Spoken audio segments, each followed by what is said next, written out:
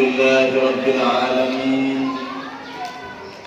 نحمده ونستعينه ونستغفره ونعوذ بالله من شرور أنفسنا وسيئات أعمالنا من يهد الله فلا مضل له ومن يضلل فلن تجد له وليا مرشدا.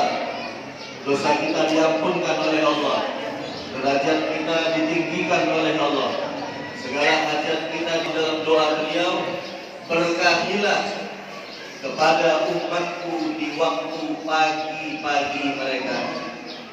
Alhamdulillah, di pagi yang diberkahi oleh Allah ini kita berkumpul mengharapkan rahmat dari Allah, mengharapkan keberkahan daripada Nabi kita Muhammad sallallahu alaihi wasallam. Mudah-mudahan rahmat dan keberkahan itu sampai kepada kita, sampai kepada keluarga kita, sampai kepada anak-anak kita, sehingga mereka menjadi anak-anak yang saleh dan salehah. Keluarga kita dijadikan oleh Allah keluarga yang sakinah, mawaddah dan rahmah. Amin Allahumma amin. Bapak Ibu sekalian yang dimuliakan Allah, Nabi kita Muhammad sallallahu alaihi wasallam, beliau mendapatkan wahyu dari Allah.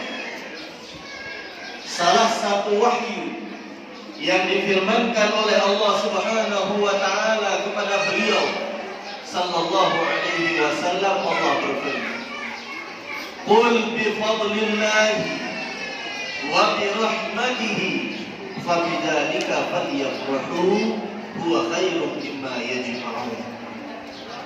Katakan wahai Nabi Muhammad, katakan kepada mereka, dengan mendapatkan karunia-karunia Allah dan dengan mendapatkan rahmat Allah, maka hendaklah mereka senang, hendaklah mereka bergembira, dan hendaklah mereka berbahagia. Jadi ini perintah dari Allah, Bapak Ibu sekalian. Ketika kita mendapatkan karunia-Nya, ketika kita mendapatkan anugerahnya, kita diperintahkan untuk bergembira, untuk berbahagia. Dan ketika kita mendapatkan rahmat dari Allah, kita pun diperintahkan untuk bergembira dan berbahagia. Maka ayat ini ditafsir oleh sepupu Rasulullah, beliau bernama Abdullah bin Abbas radhiyallahu anhu. Sepupu sekaligus sahabat Rasulullah yang pernah didoakan oleh Nabi, Allahumma faqihhu fid-din wa 'allimhu ta'wil. Ya Allah, berikan pemahaman yang mendalam di dalam agamanya kepada pemuda ini. Ya Allah, berikan pemahaman yang mendalam kepada pemuda ini tentang Al-Quran. Maka berkat doa Nabi kita Muhammad, beliau menjadi rujukan para ulama ahli tafsir. Maka beliau mentafsir yang dimaksud dengan karunia Allah, yang dimaksud dengan anugerah Allah, yang ketika kita mendapatkannya kita dituntut untuk gembira. Beliau mengatakan fadlullahi al-ilmu. Karunia Allah itu adalah ilmu.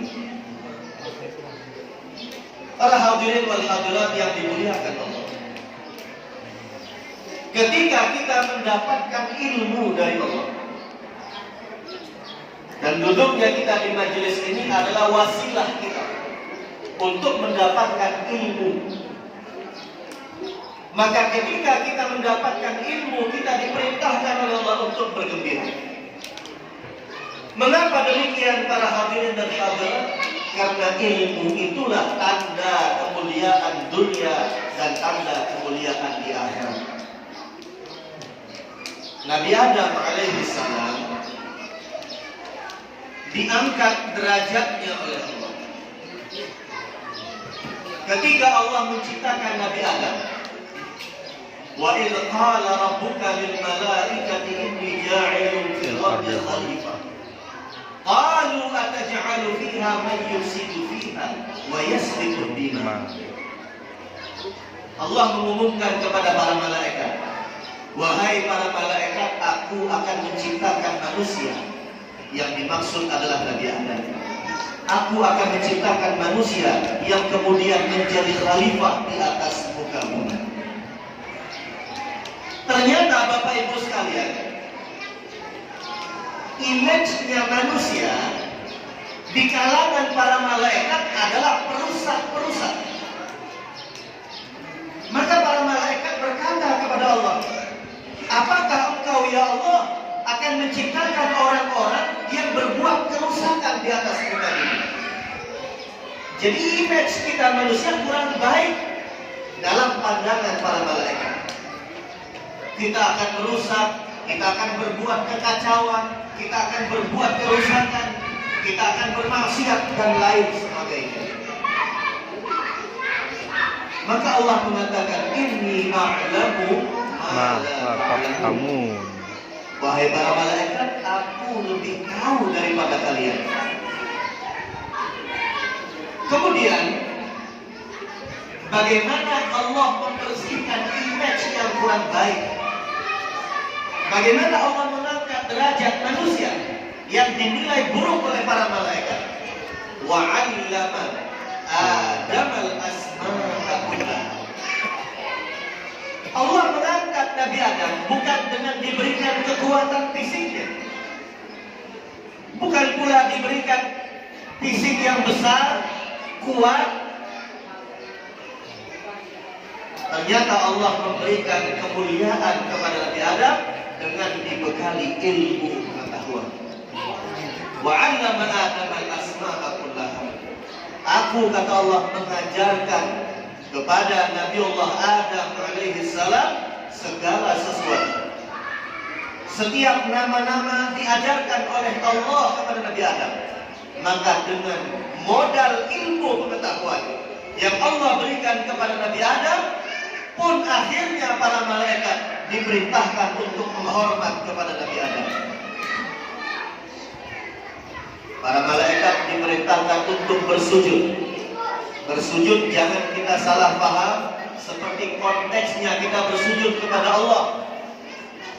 Ini para ulama tafsir mengatakan bersujudnya malaikat itu hanya sekedar membungkukkan badan. Jadi para malaikat menghormat kepada Nabi Adam karena memang Nabi Adam dimuliakan karena sudah dibekali ilmu pengetahuan oleh Allah Subhanahu wa ta'ala.